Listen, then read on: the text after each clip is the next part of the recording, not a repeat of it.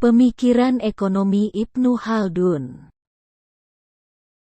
Ada suatu masa di mana peradaban Islam berada pada masa pertumbuhan ekonomi dan berkontribusi besar dalam pengembangan sains termasuk di dalamnya ilmu ekonomi. Namun masa kejayaan ini berusaha ditutup rapat oleh para ilmuwan Barat dan Eropa. Salah satu ilmuwan Muslim yang berkontribusi besar dalam pemikiran ekonomi adalah Ibnu Khaldun. Pemikiran ekonomi Islam. Teori produksi. Bagi Ibn Khaldun, produksi adalah aktivitas manusia yang diorganisasikan secara sosial dan internasional. Tabiat manusiawi dari produksi. Pada satu sisi, manusia adalah binatang ekonomi. Tujuannya adalah produksi. Manusia dapat didefinisikan dari segi produksi. Manusia dibedakan dari makhluk hidup lainnya dari segi upayanya mencari penghidupan dan perhatiannya pada berbagai jalan untuk mencapai dan memperoleh sarana-sarana kehidupan. Organisasi sosial dan produksi. Melakukan produksi juga penting bagi manusia.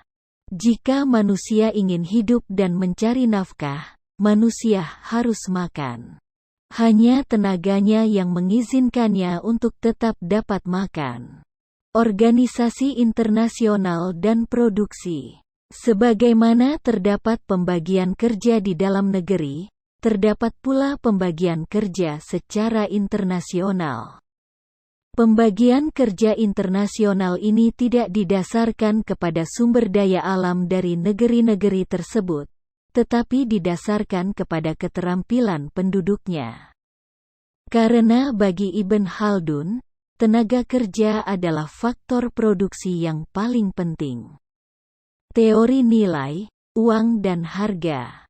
Ibnu Khaldun dalam mukodimahnya menguraikan teori nilai uang dan teori harga. Teori upah.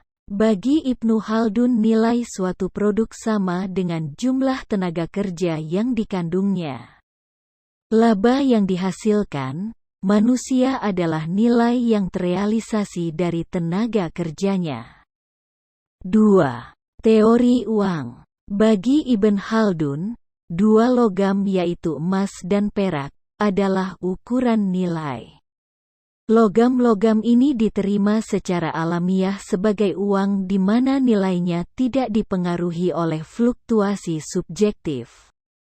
3. Teori harga.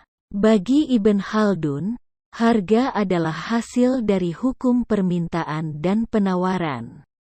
Pengecualian satu-satunya dari hukum ini adalah harga emas dan perak, yang merupakan standar moneter. Semua barang-barang lainnya terkena fluktuasi harga yang tergantung pada pasar. Bila suatu barang langka dan banyak diminta, maka harganya tinggi. Jika suatu barang berlimpah, maka harganya rendah. Teori distribusi. Harga suatu produk terdiri dari 3 unsur: gaji, laba, dan pajak. Gaji adalah imbal jasa bagi produser, laba adalah imbal jasa bagi pedagang, dan pajak adalah imbal jasa bagi pegawai negeri dan penguasa. Karenanya Ibnu Khaldun membagi perekonomian ke dalam 3 sektor: produksi, pertukaran dan layanan masyarakat. Teori siklus. Bagi Ibnu Khaldun, produksi bergantung pada penawaran dan permintaan terhadap produk. Namun penawaran tergantung pada jumlah produsen dan hasratnya untuk bekerja. Demikian juga permintaan tergantung pada jumlah pembeli dan hasrat mereka untuk membeli. Variabel penentu bagi produksi adalah populasi serta pendapatan dan belanja negara, keuangan publik. Namun menurut Ibnu Khaldun populasi dan keuangan publik harus menaati hukum yang tidak dapat ditawar-tawar dan selalu fluktuasi.